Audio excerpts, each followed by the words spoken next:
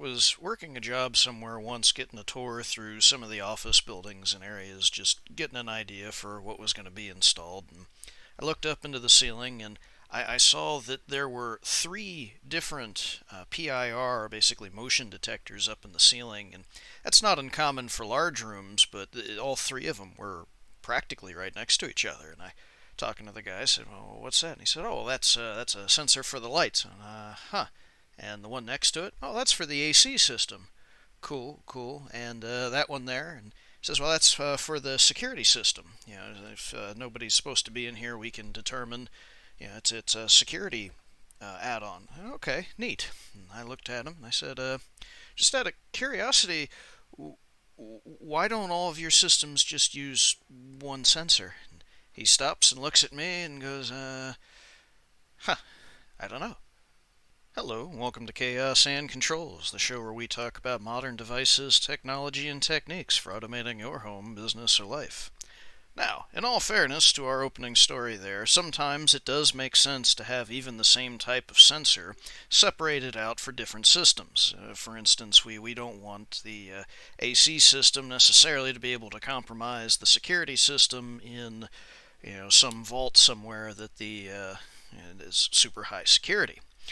That said, if we are focusing strictly through a home automation lens, passive infrared PIR motion sensors are actually something I think we're going to get a lot of mileage out of, that you can combine multiple functions into a single point through a single device. So let's go ahead and talk a little bit today about what a PIR sensor is and how I anticipate we can use them and how some folks already are. As you can probably tell from a name like passive infrared, you can probably determine that we are not generally actively supplying a whole lot of power to this device, and that it somehow is using infrared technology to detect movement.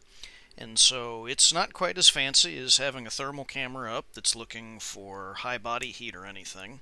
But what a PIR can do is detect sudden changes in electromagnetic energy that radiates in the IR spectrum, which commonly is going to be things like body heat, but anything that really emits an IR, which is most things as it turns out, will have the ability to set one of these devices off.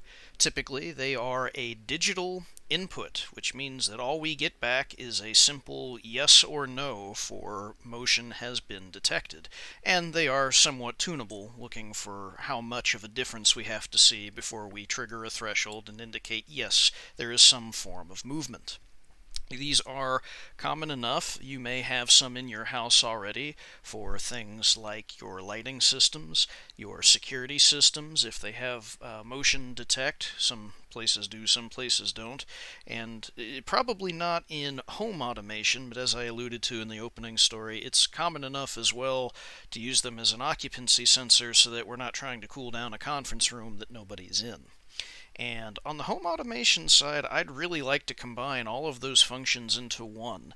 I can't think of any other type of sensor that we're likely to talk about in this series that can go across so much from security and lighting and HVAC and general scheduling that you can get out of such a simple device. And for relatively cheap as well.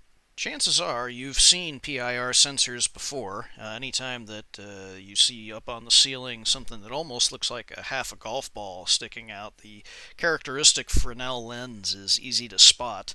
There are also wall mount style devices that are somewhat common in bathrooms just because people are a little squeamish when a sensor can see and detect them when they're sitting in a stall, which I understand. It can't see my face or anything like that, but if it knows that I'm there, that's just a little awkward, so putting it on the wall I get.